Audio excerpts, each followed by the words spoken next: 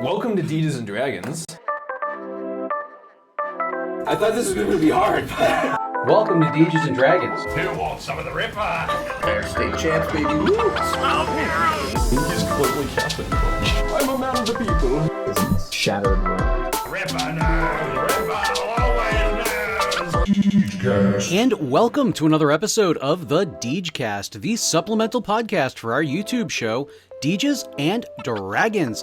Hey, I'm your host, Nate Lindberg, and you can follow me on Twitter at Nate Lindberg. And while you're at it, go over to YouTube, Twitter, and Facebook and follow our brand, Degetime. That's Degetime. And you know, gosh darn, does it feel good to say all of that stuff again, guys. You know, I told you we'd be back. Tomorrow, December 4th, we're going to be starting our therapeutic look at and our gameplay of Project Biomodus by the one and only Bear Winters. Bear was one of the first backers of Degetime, one of our earliest supporters, and we are really looking forward to getting his game out there for you guys to watch. A few months ago, Conrad Tony and I sat down with Bear and we got to know him a little bit better. From his obsession with transhumanism to his love of tabletop gaming, Bear spent over an hour with us talking about our combined passions. Without further ado, let me hit the lever in my time machine and let's go back a few months to our conversation with one of the most genuine people I've had the pleasure to meet, Bear Winters. Let's talk some Project Biomodus, the transhuman post-apocalyptic action RPG. Now, if you're not quite sure what some of those words mean, that's okay, because I wasn't quite sure myself when it was first presented to me. But we're going to get into all of that in due time, I'm sure. Before we get any deeper, let's say hello to one of my co-hosts. He's the only Dege to sit on the player panel for each and every episode of Season 1 of Deges and Dragons, Tony Shermuxness. Tony, say hey. Hey guys, how's it going? And as always, let's say hello to Conrad, the second co-host of the program. He's our resident GM and psychology expert. Conrad, say hey. Hello. I said it different this time. You did. Hello, the deep, like the bassy, velvety tones, my friend. And last but certainly not least, our guest on the show today, he's the mastermind behind Project Biomodus. Let's talk to Joseph Bear Thompson. Bear, thank you very much for your time today. We're looking forward to sitting down and having a chat. Oh no, thank you for having me. That's awesome. I appreciate it. So we probably re-say that, right? The Bear has legally changed his name from what the book said. I can actually, as far as I'm concerned, I'm happy to explain it. When I wrote the book originally, it was Joseph Bear Thompson. That was my original name. But everybody's called me Bear since I was a kid. So when I became a US citizen, I had the option to change it. And so I did. I changed it to Bear Winters, which is my current name. Okay. But as far as the book goes, it's in the credits as Joseph Bear Thompson. So I'm happy to go by either in this case. Yeah, because I've seen both. I've seen Bear Winters and I've seen Joseph Bear Thompson. I kind of assumed that Bear Winters was like a nickname or something like that, like maybe even a character name. Yeah, it's actually bizarrely opposite. No, Bear Winters is my actual full legal name. Joseph was the name I was born with. And, as far as I'm concerned, it's cooler than I thought originally. Right. So when I got my driving license for the first time, like with my new name on it, it was just like, damn. Yeah. I made a good choice. Big smile on your face, I'm sure. Yeah, for sure. All right. So yeah, no, we're obviously going to be talking to Bear Winters today. So as I always do, I'm gonna kick it over to Conrad, and we're gonna get this show on the road. Conrad, over to you, man. Okay, so you are the mind behind Project Biomodus and Tapham Systems. Do you have a team, or are you just the master of all? That's a loaded question. So officially, if you're talking on a business level, Tapham Systems is a sole proprietorship business, which means I'm the only real employee. but we do have a lot of people that I contract for a regular.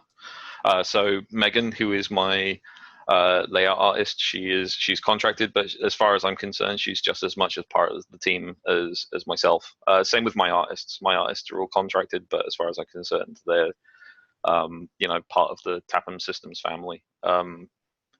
The legality of it does not match the feeling of community that the people that have contributed the book towards the book. They don't really match up as far as the on paper and actual reality. So, but yeah, Tapham Systems is wholly my business, but it's very much a collection of artists and layout people and editors, and it's a combination of contractors and volunteers. I've been very fortunate to have several people in my life volunteer to help me. So again, they're very much the Tapham Systems family. I cannot claim full ownership of the success of the book, for sure. I mean, how often are things actually, legally on paper the exact same as they are in real life? No, I hear you, but no, that's cool though. That like you kind of do include everybody, and you have that sense of community. It's like, it especially with a project that you are so devoted to, and you're kind of the brainchild behind. Like, it's just cool to have like all of these different people that you can call upon, and are more than willing to give their time to help you out. Yeah. No, yeah, and it's been amazing. Like and I made sure that even the people that volunteered to do art and stuff, I paid them industry rates. Like one of the big things going into this was that I would, even if people were offering me things, I had a really awesome guy called Mike Brennan, who contacted me. And he wanted to, he wasn't able to back the book, but he said, hey, instead of backing, can I just draw art for it and give you that? And I was like, yeah, you can do art for it, but I'm going to pay you like any other artist. So, yeah, I've always wanted to be above board, because I've always been of the mind to say, pay your artists, pay your writers, pay your editors, people that contribute to a thing, you should treat them well. And I'm very glad to say that the artists that I have in for Tapham Systems are all from a similar community, from a video game community that I've had contact with, and for a lot of them, this is the first time them being published artists. So cool. Yeah, and they're, like I said, just as much as part of this as anything else. I got one artist called Red Skittles. He actually, I don't know if you guys are calling the book. There's a group called the Typhometi. They're kind of biological biomodus, like purely biological. Whereas the original idea came from me. He was the person that really concepted what the Typhometi look like, and so they're very much his baby as far as visually goes. No, that's cool. Nate's one. Yeah, that was me. Yep. Typhometi are a good group. Yeah, I enjoyed it. I certainly enjoyed it.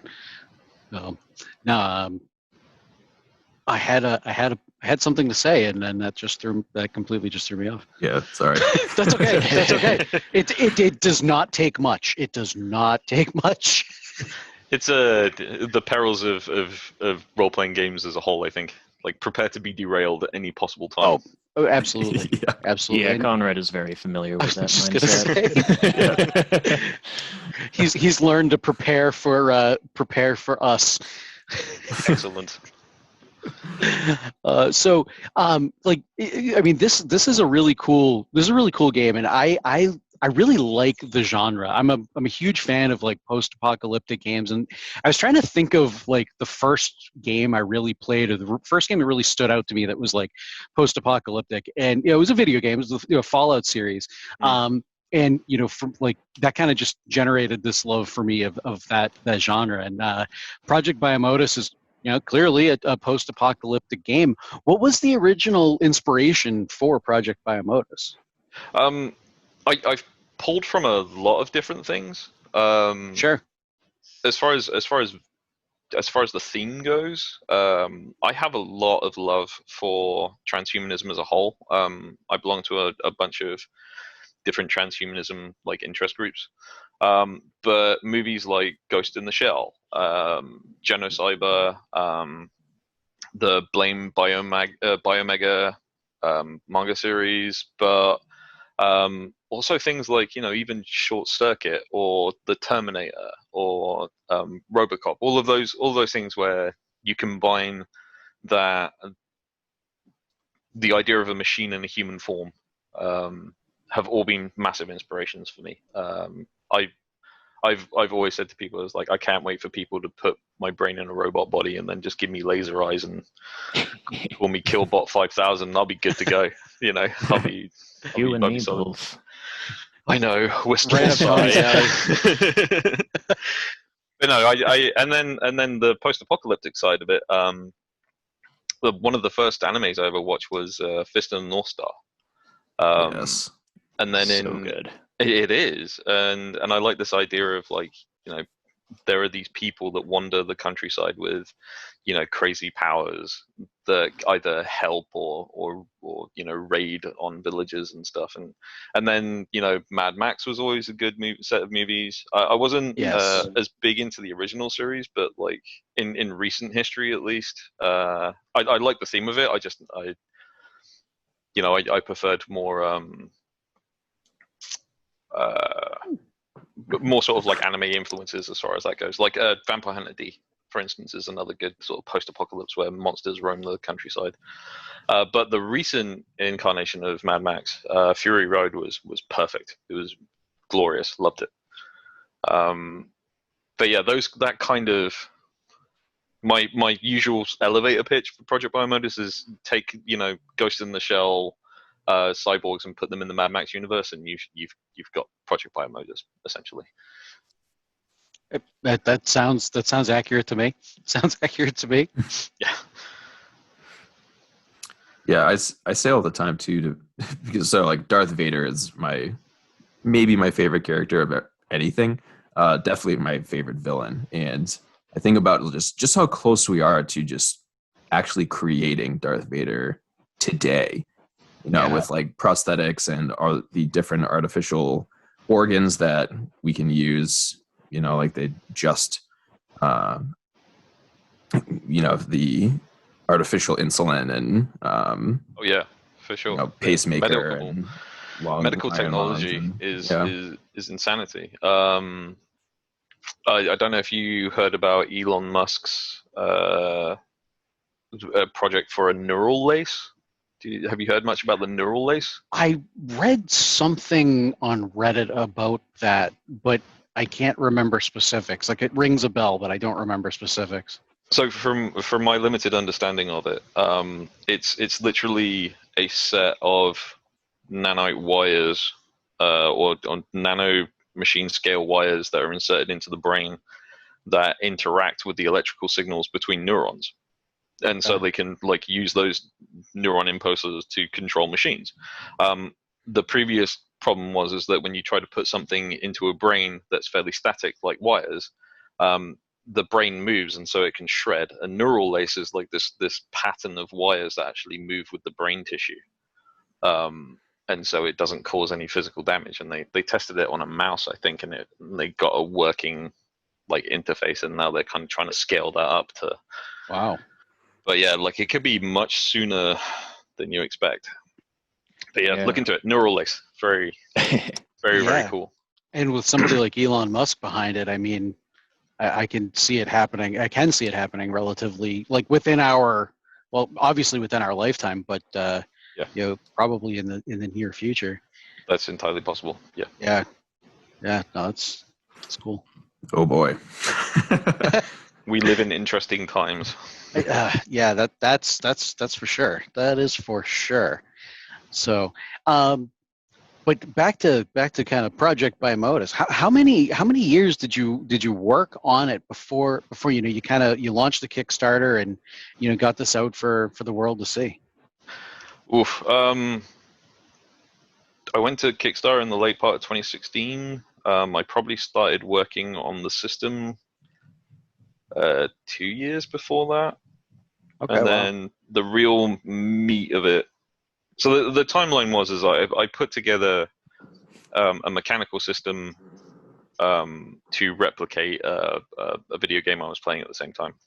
Because I liked it, and I wanted something to help replicate the use of a stamina bar to go into movement. So rather than having like a set move action where you moved a certain amount of time, amount of distance, you could, scale that down. I want to move only a certain amount, but that gives me more energy to put towards attacks, for instance.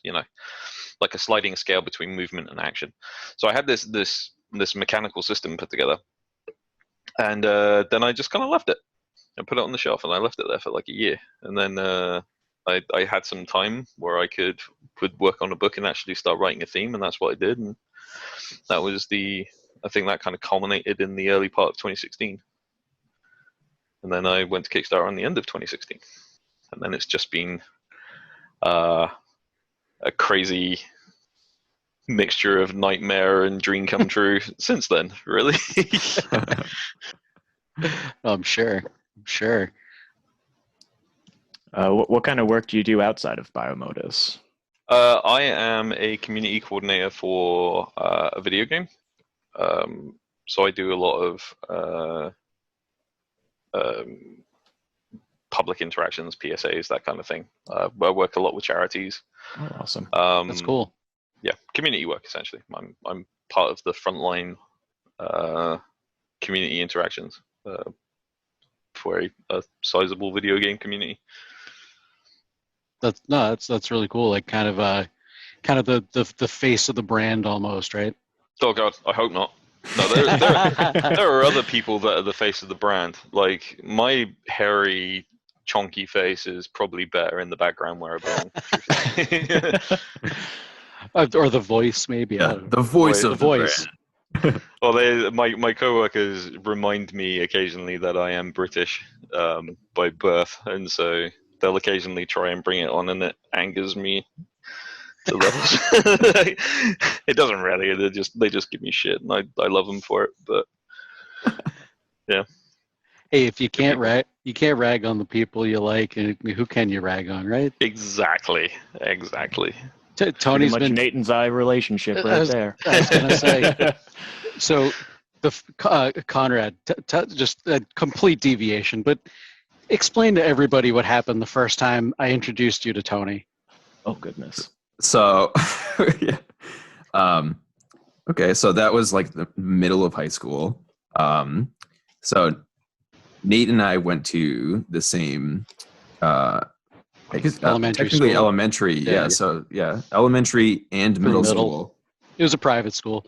And then we went to separate high schools, but we've obviously, as you can tell, we're talking to each other now. We've stayed in touch ever since. And so I was over Nate's house, and he had brought home somebody,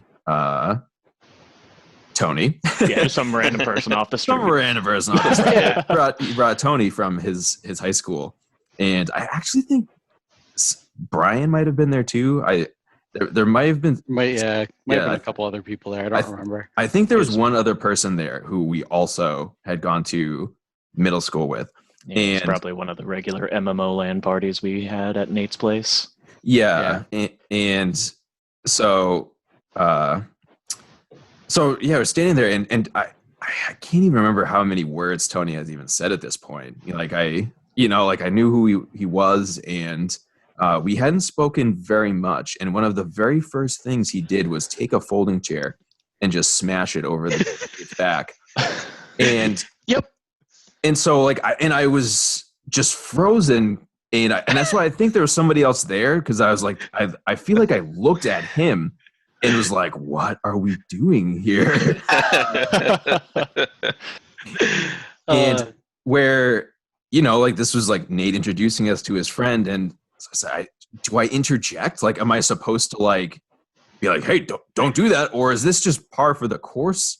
Which is just pretty much par for the course. And it really set the tone for every year following till today. Nice. We can always expect some form of lovable violence from Tony to me. Yes. Yeah, lovable psychopath. That's me. Yep. On a similar note, the guy that actually got me into role-playing games in the first place, a guy called Steve, when I first met him, he chased me down the road with his two cousins trying to beat me up. And that was when I was about 6. That was when I was 6. Oh wow, okay. 6. Him and his two cousins chased me down the road, and I didn't see him again until I was 11, when I met him in school, like in primary school. And sorry, it must have been earlier than that, 10. We were in the same class, and then we started hanging out, and then we realized later on down the road that he'd chased me down the road with his cousins trying to beat me up. And we've been friends ever since. A fated origin. Yes. Yes. Oh, that's hilarious. Yeah. It's funny how we get to meet the people that we interact with. Yeah, oh, no, 100%, 100%. Well, mentioning the person who kind of got you into the tabletop gaming, what was the initial draw for you in tabletop gaming? Escapism, truthfully. Indeed. Yeah, I spent a lot of time at my friend's house because my home life was pretty horrible. And sorry to take it on a bit of a dark turn there, but essentially, role-playing games helped me through a lot of my my younger life, because I could be someone who wasn't constantly scared or terrified to go home. And Steve was he was a very creative GM. We started off with Advanced Hero Quest. Like it's not really designed to be a role-playing game, but we would attach stories to our little characters and start running them through these dungeons. And then my buddy James, who I got to know some years later, he brought this homebrew thing that he was making because he wanted to make his own RP, and it was literally like a little folding folder of like 5 sheets of paper. This is how you make your character. So I ended up making a Guyver from the anime series, and but that was my gateway drug. But yeah, like for me, role playing games were just an opportunity to get out of my head, and that was my therapeutic need at the time when I didn't even realize I needed it. You just scratched the next question off the list, and you didn't even know it. Oh, really? See, that's how good I am at these things. Because that's one thing that we were going to touch on is what have you just basically what you found therapeutic of working on the project, but also about gaming in general, RPG gaming in general. Well, there's 2 very different approaches there. For the creation of the project, I don't really go into it very much, because it's not given your guys' work. I'm a bit more comfortable talking to you guys about it because you've got some understanding of it. But the original reason I started working on a book is because I very tragically lost a friend of mine to her own personal demons, and she didn't really leave anything behind. It was just a case of one day she was there and then she was gone, and it was such a weird dip in cold water to me. About it's like, what have I actually done in my life that has been left behind for people to read or to see or to know that I was existing? What has been my contribution to something that I love so much? And this is even actually before I even realized that there was a big movement for the therapeutic use of games to help people. And for years I was saying, like, why don't people use role-playing games as therapy? That's what helped me out a lot. And so I had this period of time where I could focus on myself and recover from the impact. And I was basically instructed to take the time to build something, leave something that I wanted to contribute, some level of legacy to the role-playing game genre. So that's what I did. I sat down and I started building this world, and I started building what I wanted to see, what I wanted to play. Something that was what I was hoping was uniquely mine. And that helped me process a lot of that. It kind of gave me something to say, I'm not going to be in that situation. You know, if you know, touch wood, anything happens to me, you know, there's something of mine to leave behind that people can, you know, remember. Like I didn't have a very contributionless approach to the role playing game industry. So, and then while playing it, I work very closely with a group called the Badana Group, run by an amazing guy called Jack Birkenstock. And it was only recently that, in the last few years, I got in contact with him. But I've been to a few of their conventions. They run this convention called Save Against Fear. I went there and I support them, and they're a group of people, clinicians, that kind of thing, that group together, and they use role playing games to provide therapy because it's such an amazing way for people to get out of their heads and do what's needed. And so, you know, for me, both in the invention of the game and in playing games, the therapeutic benefits have been, for me, across the entire span of my adult life, for sure. Wow. Yeah, that's certainly.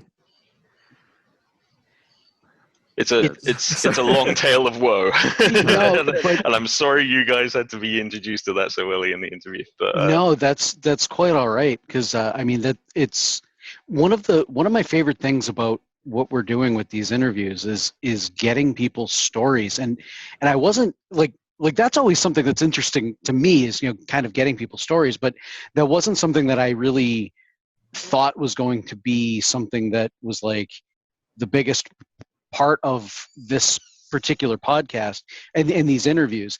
And I'm finding that that's really the most, maybe not the most interesting, but for me anyway, one of the more interesting parts of these is getting everybody's stories, because they are inspiring, and that for me is inspiring, and it kind of does hit close to home.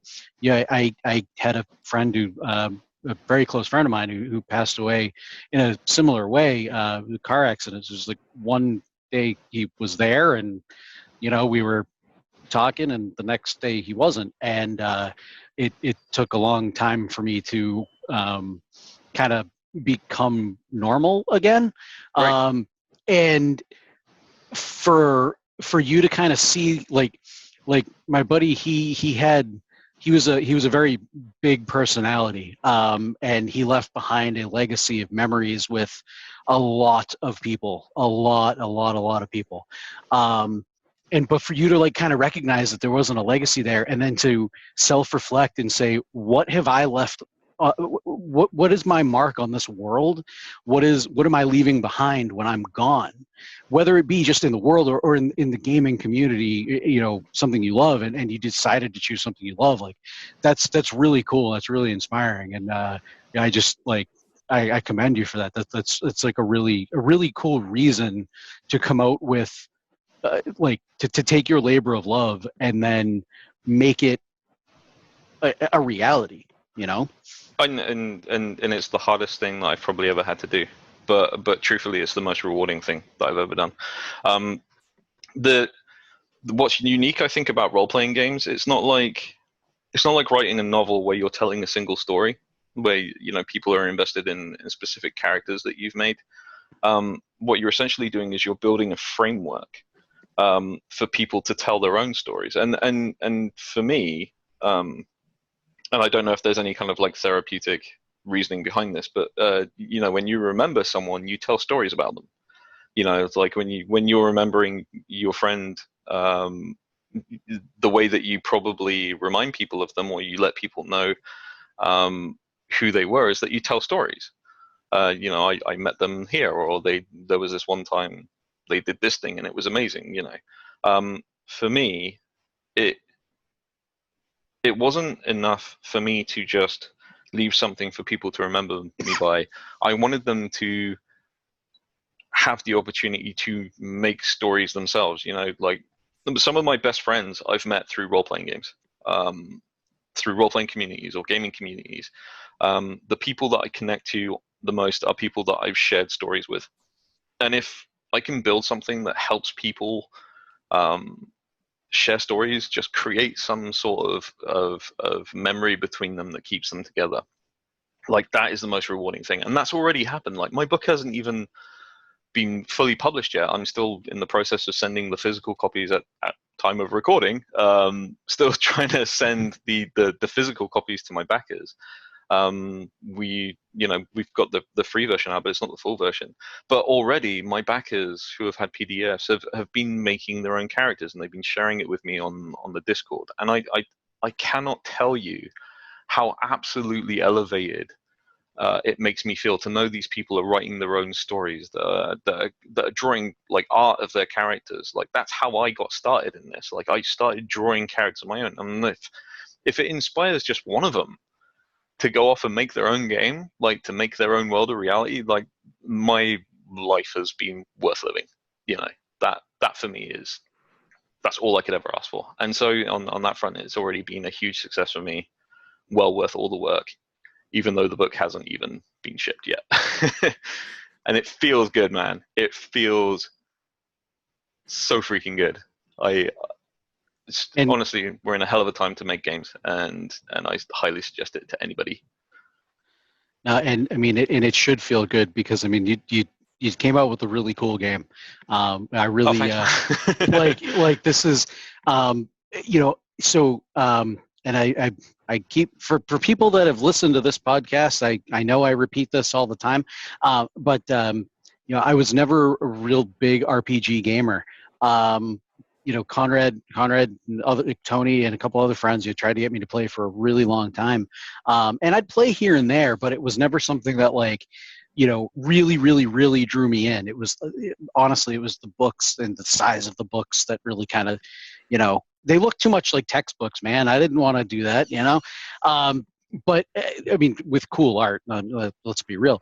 But, it took a while for me to really kind of embrace it. And when Conrad kind of came to me with this project for the YouTube show and what's then kind of evolved into this podcast and what it's evolving into, it was like, all right, let's do this, because I knew something he was really passionate about, and I just kind of wanted to make a show. I thought it'd be cool, and I really did honestly believe in a lot of just about everything he was telling me about, therapy and what what we can do to kind of use it in a therapeutic manner. But for all of the different games that I've played, I still get really confused with rules and things like that and whatnot. And I'm not going to lie, I did here in some respects too, but they were easy enough for me to figure out and follow. But then on top of that, just the setting and the kind of uniqueness of taking these characters, but then turning them into like cyborgs, and that transhuman aspect of it. It was something that I haven't done in an RPG before, and it was really cool to just kind of have that aspect where I have these like weapons part of me, and they're not like an item. It's like literally part of your physical case, and it's a really cool game overall.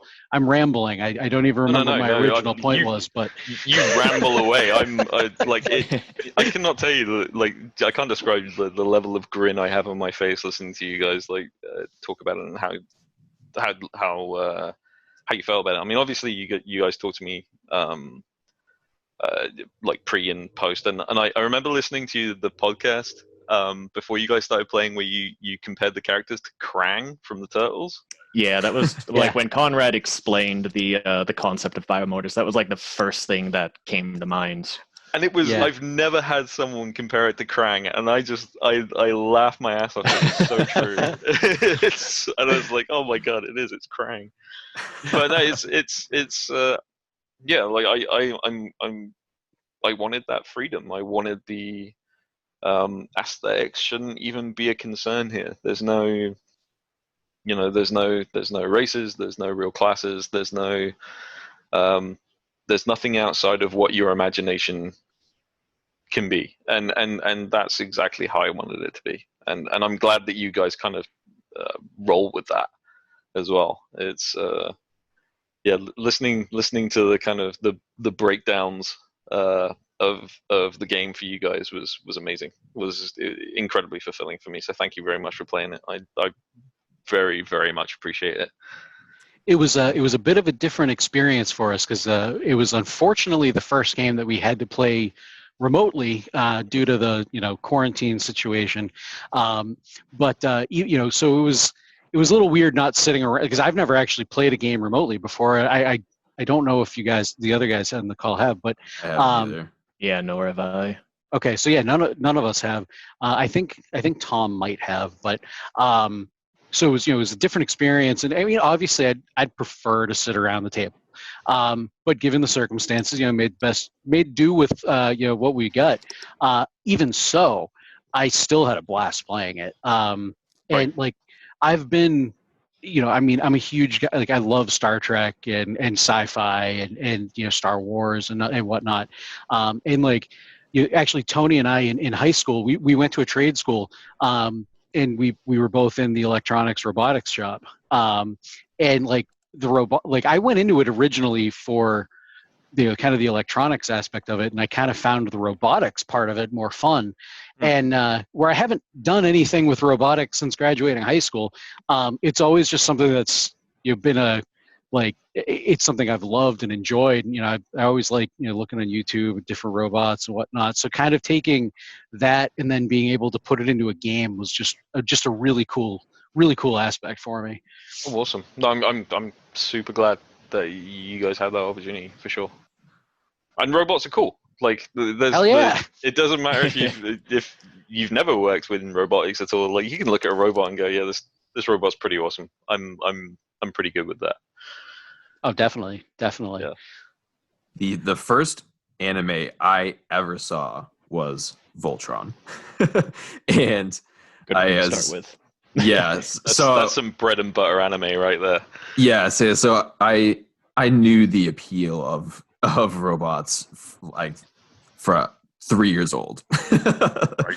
Yeah, it was already there. Not anime per se, but like Power Rangers was huge for me when I was a kid, Oh, yeah. and I always loved the giant robot fights at the end of each episode. Like that's what I was looking forward to every time I turned on that show. To this day. Sorry, carry on. All I was going to say was, to this day, I'm still jealous of the Megazord toy Conrad had when we were growing up. Yeah. I think Power Rangers and Voltron, and it's maybe less about the medium and more about the theme. Whereas it's a bunch of people boarding giant robots or just giant creatures or something, just the scale of the fights, there's big explosions, big overly choreographed fight scenes, it all leads to the theme of just this big thematic play. And I'd be lying if I say that wasn't also some of the inspiration, I think, for the book. Like, just this overly explosive combat and bizarre themes involving, groups and monsters and oh my god, what do we do? Aim for the Z's. Yeah. Yeah. I know it's not spoilers for people who just watched the episode that's hypothetically aired yesterday at this point, but it would be spoilers for Bear. I don't know if we should spoil the ending or not and talk about it. I if it would help your podcast, go ahead. No, it's really just to because I really want to hear it. I want to hear it. I want to listen to it organically. I want to see how you guys progress. All right. Okay, yeah, we'll save it then. Yeah. Yeah. I really I love just about every story Conrad tells. He's a great storyteller, and the story he told in the episodes that we played, it was really cool. Yeah, I can't really say much more without giving anything away. Yeah. So. I have heard a couple of things. There was something about a squirrel. Yeah. Yep. That apparently I need to draw at some point. But yes. Once you hear it, yeah, then you'll understand. Perfect. I'm looking forward to it. I honestly am. I'm stoked. I'm excited to see how you guys did and what you fought against. And awesome. I'm again, as of this recording, I'm because we did about, it was almost like 6 hours of like raw footage, and obviously there's some stuff I can cut out and whatever, but I think there's going to be roughly about 5.5 hours of like gameplay. Nice. And I just made it through the first two, so probably tomorrow at some point I'll be starting on the rest. But I'm really enjoying just going back and rewatching the story. I think that's, for me, that's my kind of my favorite part of this project, I think, is going back and kind of reliving these stories that I had so much fun with. Oh, for sure. Yeah. No, it's game, like role playing games are, for me, one of the best social interactions that you can get, and being able to relive that is definitely. I wish I had recordings of some of my gaming experiences. Oh, so do I. Like in the past, because there are things that would happen that stick in my memory for the rest of my life. Oh yeah, Oh, my 100%. regular play group, we actually keep one of my players keeps a book of just out of context quotes that happened at the game table, and every now and then we'll just go back and read them out of context and just trying to figure out exactly who said Yes. that and what was going on at the time. And it's phenomenal. I love those nights. Yeah. So, Awesome. sorry, go ahead, Conrad. So I was say I think we've kind of covered a little bit of what I was going to ask next. So just move to the next question. So you've done an excellent job describing the transition between our world now and the technological monstrosity we become in yours. Can you talk a bit about transhumanism and your draw to this philosophical concept? Oof. That's That's a some big one. heavy laden questioning there.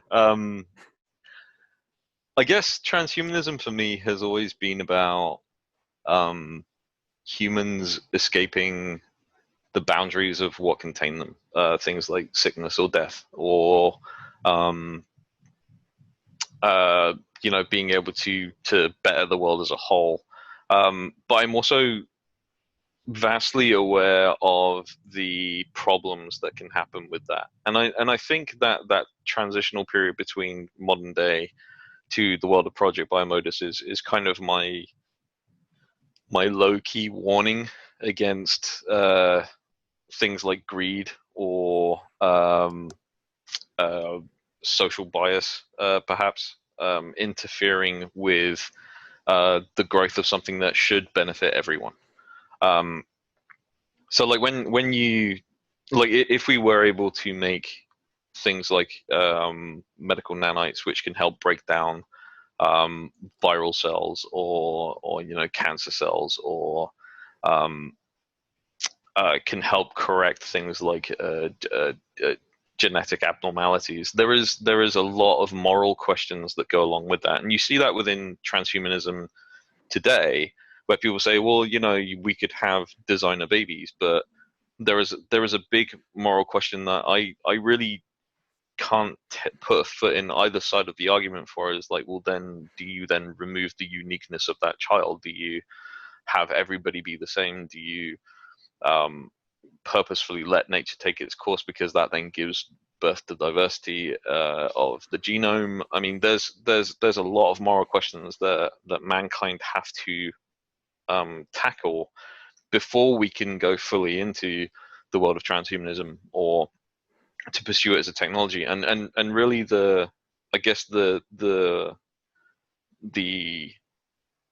moral of the story with how Project Biomodus came about is when we delve too far into that technology without being able to approach the questions of what that means for humanity. Does a sudden technological revolution of nanites, or what turns, fundamentally alters the nature of human beings, does that set one group of humanity against the other, which it inevitably will do? How do you breach those gaps without it turning into a big social or economic or physical debate and causing more harm than good? And the story of Project Biomodus is very much that harm being made manifest through bad decisions by governments, through greed of individuals. So it's really, I guess my moral take on how transhumanism could actually turn out bad, or in a way that we weren't prepared for, if we're not ready for it. And so, yeah, my hope is that is not what's going to happen to the world. I don't think anybody who has made a post-apocalyptic game actually hopes for that post-apocalypse to happen. Or at least I hope not. Yeah. But, Me? I mean, but it was certainly it was my take on how I see, how the world takes currently existing technology and has applied it in a way, and then what would happen if they take things like medical nanites or cold fusion or the ability to essentially be immortal or stronger. How would they react to that? Right. So. And I mean, and that's something that we know is as old as writing itself. As far back as the Epic of Gilgamesh, there's the desire for immortality. And then we've got, who hasn't heard of the Fountain of Youth? Right. And so it's the immortality aspect of it, I think, is probably the most commonly, I could be wrong, but probably the most commonly associated thing with transhumanism, especially if you don't know much about the concept anyway. But it really is many different concepts. Like, you can look at it philosophically, biologically, mechanically, psychologically, and even just from what you're saying, like my psych mind's like starting to think about stuff with like manipulating genetics, and we know genetically that people are attracted to other people who have a more diverse genetic, like through like pheromones and scent. So like on that like base human instinct level, we're more attracted to people who are genetically different from us, because genetics wants to combine more different things for superior beings down the line, because repetition weakens genetics. And what you're talking about, do we get the same things when we start manipulating the genome and all of that? So and that's just a fraction of the things we could discuss. I mean, I'm not nearly educated enough on the subjects of genetics or micro machines or nanomachine technology. Like, I am simply a fan of those genres, and I've taken those things with a very large dose of suspension of disbelief and turn them into the world. Like, I don't know enough about the human genome to be able to say what genetically is more factual or not. I'm going through a level of assumption on that behalf. So on that front, this is in no way my manifesto of transhumanism put into a game. This is I am not educated enough on the subject. I'm not an expert. I just have a passing interest. However, things like greed and militarism and things like socioeconomic difficulties are very easily visible through just a cursory glance of history and how humans have reacted to certain things being introduced into their environment. And so that is what I'm basing a lot of these as assumptions on, and it is very much an assumption. You never know. Like, seed AI could get invented and it could be the end of humanity, or seed AI could get and be invented and it could lead to this whole new period of prosperity. I'm hoping it's the latter, but you never know. I just again, while it is a little bit of a I guess a narrative on human nature, I would definitely I would be uncomfortable to say that it is based in any kind of scientific factual evidence, because I am definitely not that educated enough to be able to make those claims. It is literally a matter of opinion. Well, that's okay, because transhumanism too it's also a philosophical concept. It doesn't have to be, it's and I think that's, an important part of this game is it raises questions that you start thinking. So, like, for example, a really easy one is, if we use technology to assist in the extension of somebody's life, at what point does that become too much? Is it, if you think about it, like as soon as like age 30, like our bones, all the density of our bones is done. From then on, it's just degradation. And that's true for a lot of different parts of ourselves. And so does our intervention medically from age 30, is that bad? Is that somehow we're no longer human in doing so? I mean, you would just off the street think, no, that's totally fine. Right. It's what we became adjusted to as a society, and it may well come a time later on when neural laces are installed at birth. Some years down the road, if humanity makes it that far, that people think, well, why wouldn't we do this? This is just a normal part of human life. It seems cruel not to add this quality of life to our systems in the same way that antibiotics now. Like how many children died of smallpox before antibiotics were coming in, and now like the idea of not treating someone who has such a horrible disease would be unconscionable. But that's only been a reality for maybe 100 years or so. Right. So then, what is the human condition as just a base question?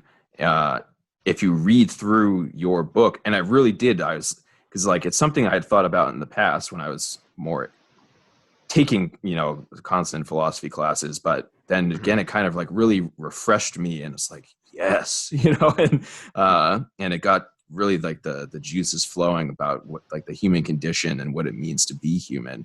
And thinking about all those things is, I think, very healthy and helpful for your perspective on not only yourself, well, the world and yourself.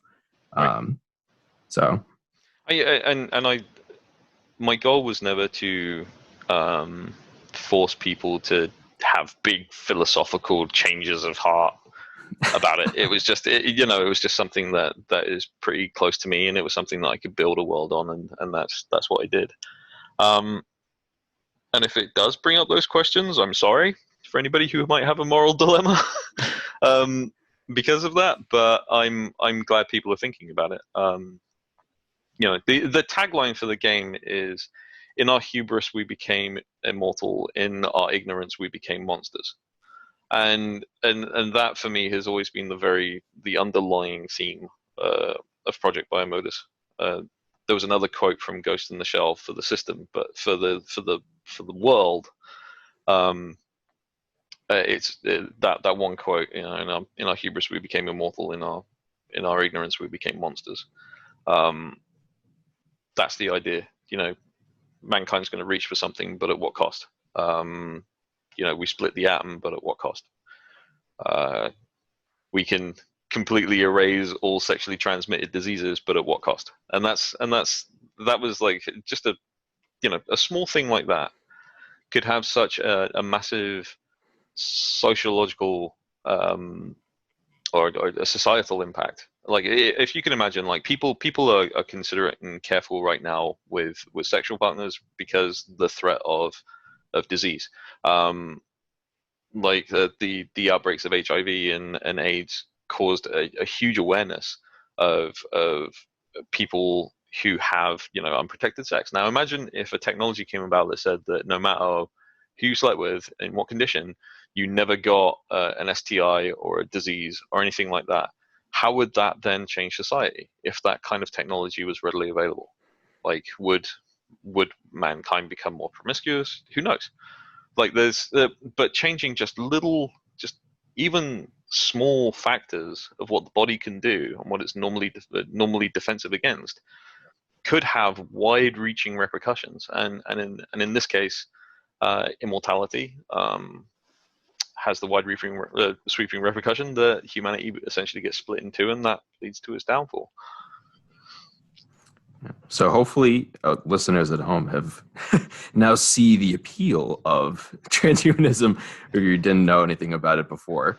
Yeah, that was an in-depth tangent I was not prepared for. It was informative because I was quiet. I was listening. There's a lot of that stuff that like I've thought of over the years, but like I've never really stopped and thought about it. Like, it kind of like on a much deeper level than that.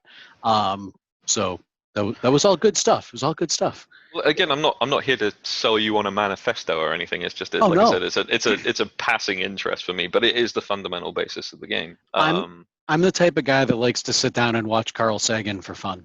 Oh, I do too. There's a you couple of anything about black holes or astrophysics or anything like the most pure thing that I can think of in the universe is a black hole. Like it is just an engine of destruction. Mhm. You know, some the size of the island of Manhattan that is capable of more. It's capable of generating more energy in death than our entire solar system will throughout the period of its existence. It's insane. It's like just try to wrap your head around that, and you almost can't. No, you can't. It's incredible. Like anything that I can do to make me more inspired or inspired about our universe, I love watching that stuff. And transhumanism is one of those things for me. So back to Project Biomodus. Yeah, and I was trying to think of a good segue, but that just it wasn't coming. Say, Let's get back on topic. we're gonna take the elevator right back to the ground floor. That's fine. So, what's your ideal character, like you personally, to build in Project Biomodus? Oh, geez, that's tough. I actually since I got to that's a tough question to ask a designer, because I've been so in the mindset of like trying to cater to everyone, what the possible different places. I've never really sat down and thought about what character I would specifically like to make. I think I would start off with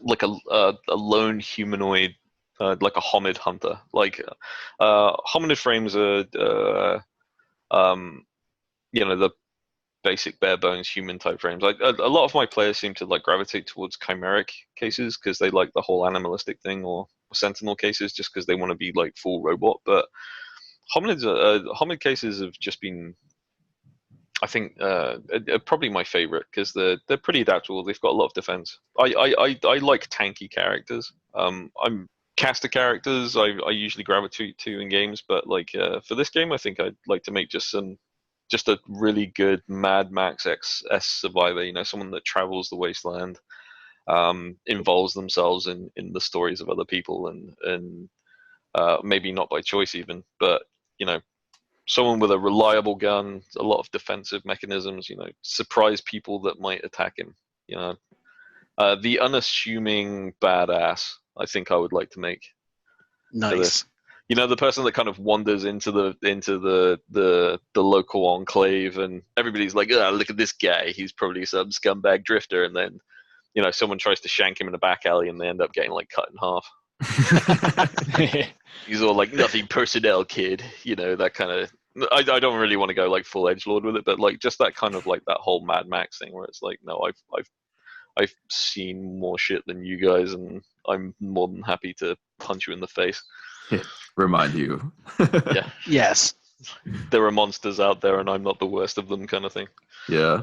I like playing as a weird alternate to my nature. I do like playing monstrous characters. I like playing the monster with a heart of gold. Like Yeah. That's always been my character of choice. Very cool. Just say I'll let somebody else. I know I talked a lot, so. Tony, jump in, man. Yeah. So Yeah, Tony. honestly, yeah. So honestly, the artwork in the book is phenomenal. Considering just the concepts, of how difficult it is for some people to kind of visualize transhumanism and all that stuff. Can you talk about the? Wow, I can read. Can you talk about the industry and the impact that on your game? The art side. So I'm fairly lucky in the fact that I also moonlight as an illustrator. So when a lot of the art that's actually in the book is stuff that I drew. Oh, awesome! Very cool. Very cool. But in no means not the best parts. The best parts were done by people that I hired because when you hire artists, you hire people that are better than you. But Yes. I was very fortunate in the fact that I could take those images that I'd drawn and I'd show them to my artists and be like, this is what I had in mind. And they can use those reference shots. So I like to think that the art direction in the book has been fairly solid across the board. But at the same time, you have the problem with the game where you can look like anything, you can be anything. So how do you like translate that? And my failing in being able to create symmetry is what has helped me a lot in designing characters, because I'm a very messy artist. I'm not very good at things like perception of depth or scaling based on like part size. So for me, being able to make characters where one arm is bigger than the other and that is completely within canon helps me a lot, because again, I'm terrible at structure. But one of the best compliments I got paid from a professional artist was that I put a lot of energy. So there's a lot of movement, there's a lot of kind of action, like you can tell something's going on. And that I think, with the game being so overly dramatic and overly action kind of orientated, whether it's social or physical or combat or whatever, having that kind of inspirational boost has helped. But the art I wanted to be, I really gave my artists a lot of leeway into what things they wanted to explore. So it's like, this is what I had in mind, but build on it as you would for yourself. So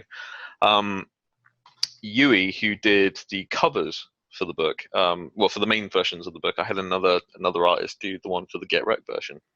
But the main covers of the book, she is amazing, and I knew her from back in the days when she was a fan artist for the video game I now work for.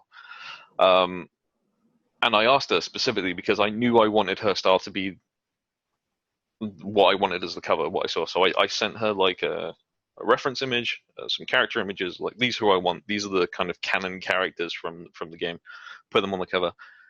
And she came back with this just amazing like picture of the world and of the characters, and it was perfect and it was glorious. And I'm so very lucky that the artist I had seemed to understand the vision for the game as much as I wanted to put it out there. And so, the only thing that I'm missing a lot of is environmental art.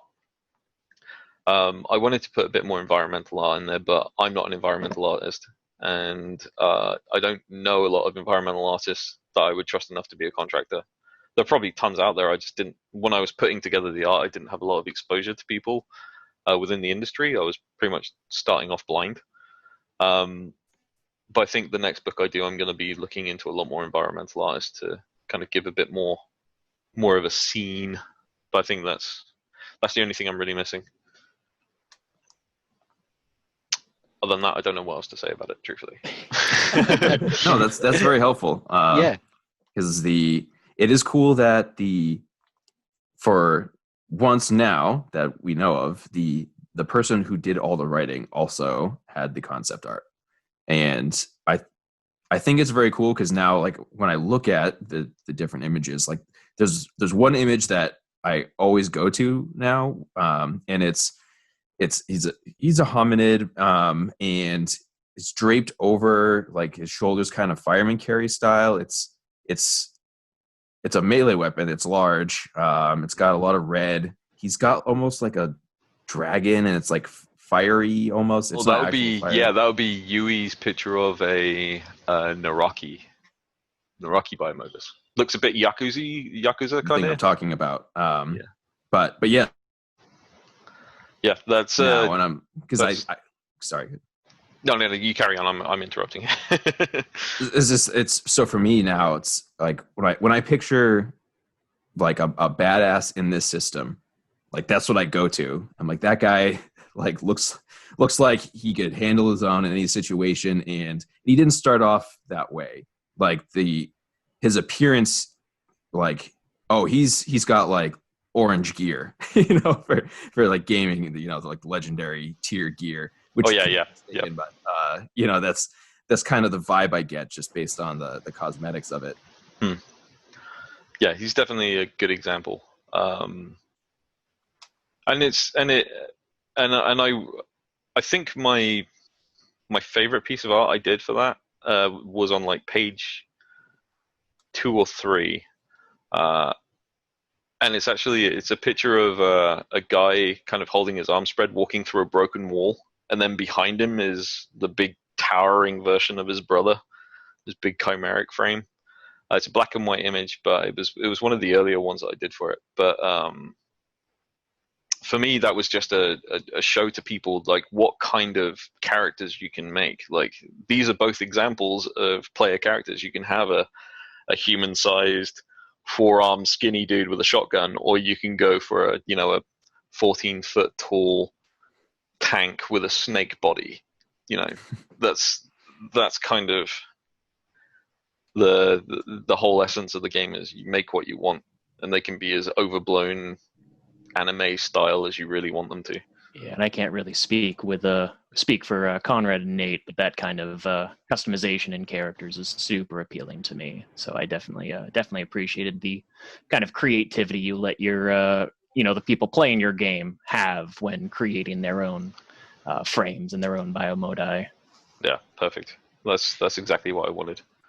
Yeah, I mean, for interest in time, like, Conrad, for interest time for the show, Conrad created the characters for us. But he also, all of us, he's known, for the most part. Well, he's known actually Tony and I for a long time. The other two guys, he actually didn't know, but the original two people that were supposed to play those characters, he did. But so even though we didn't necessarily go through the character creation, just in kind of looking through the character creation and in talking with you about everything, it's really cool. It's like whatever your imagination can create, you can be, and you can role play, and it's a really cool concept, because like in a lot of games, a lot of the mainstream games, like you think Dungeons and Dragons, things like that, like you're just so locked into whatever you pick. If you pick a dwarven rogue, you're a dwarven rogue. But in something like this, it's like, you can take your character and you start out in one frame, and then you take your core and you move it to a different frame, and you have like completely different character. So it's a really cool concept. And for me, where I'm kind of a more novice player, it's like it's kind of a more novel concept. I know there's probably other games. There might be other games out there I know there's other games out there that allow you to do similar things. But for me, I really appreciate that. Because I do like to change things up over time. No, I'm glad, and that's kind of what I wanted. As a thing as well, where people could get bored of their character. Like, I want to try something else, and the system supports that. It's like, okay, you want to go from like a fast melee user. It only takes a few experience to go to a competent, configuration user, and then you can build on that if you want, and then you can swap back if you want to go back. And aesthetically, you can change your character however you please. Like, essentially, the only thing your character is a melon-shaped ball with a brain and a bioforge in it. Like, if you want to be, male, female, whatever you want in between, you do it. There's nothing to say that aesthetically your character cannot change in any way, shape, or form in between. And that doesn't just extend to the characters as well. That also extends to the narrators. There's very few canon setting parts within Project Biomodus. Like, the idea is that you give the narrators this sandbox of, do you want to use the city of San Francisco? So how is San Francisco for you? Is it, mostly intact? Is it populated by raiders? Does it have a lot of very well established enclaves with trade routes? Is it an oculari manufacturing plant? Does it have some sort of mag rail connection to Narako? We want to make the world just as customizable for the narrators as the characters are for the players. Like it should be their world. Like there's no real canon meta for the environment. It's pockets of people in your world. Like this is your sandbox, build in your sandbox, make the world just as much a character as the characters themselves. And so the narrators get to flex their muscles as well. And that's, hopefully that's what people like about it, and they don't come back and say, well, I wanted something with a bit more structure and your game sucks. And that's my biggest fear, I think, as a developer. Nope, I made a fresh island because it's like I have the liberty to do this, so I'm gonna go ahead and just make what I want. So no, I appreciated it. Good. No, I'm glad. That's exactly what I wanted. Yeah. Yeah. So going forward, I mean, can we expect additional content for Project Biomodus in the future? That is the plan. Yes. So Excellent. I want to do another book. Originally, I had planned an art and lore book for people that just wanted to collect like the art and some stories. But what I'm planning on doing is expanding that out from just art and lore to make it into a kind of like a setting splat. So it will have art and lore in it, and a bit of a showcase of the other artists that I've been using. I kind of wanted to give them the opportunity to kind of show off their talents in other themes. But also I want to expand a little bit on the Typhoneti and the Naraki, who are two kind of like subgroups of Biomodus and Homo Biomodi within the game. But also expand into a couple of other essentially optional groups, how I envision other parts of the world. I kind of wanted to make Australia this horrific pit of death, where whereas like it's already got a bunch of apex predators on it. Like in this world, they're literally like, if you go visit Australia, you're not coming out of there alive. Make it kind of like the end game of adventures, I suppose. But also I wanted to expand a little part in other areas and add some more things like modifications and configurations, just expand a little bit. So it'd be like a general expansion book rather than something that has a specific theme to it. So that's the hope in the future. Definitely, I want to create something, maybe streamline the system a little bit. I'm not sure. Optional system rules. I'm still puzzling over that. There's a lot of changes except for crocodiles. They're exactly the same. Yeah. They're already as powerful. They're already a perfect predator. It's fine. They shrug off nanites. It's just like, whatever. I'm already evolved to my perfect state. I don't need you. Yeah, we've been on this earth for millions of years. We'll be on this earth for millions more. Oh, yes. Them and cockroaches. Yeah, right.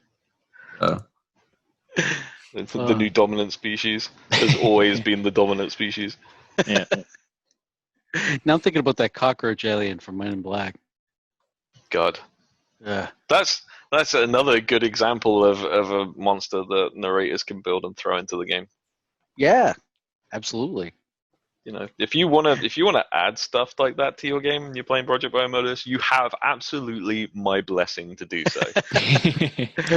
Like I love hearing stories of lunatic inventions that some of my players have been doing. I absolutely love it. I'm sure.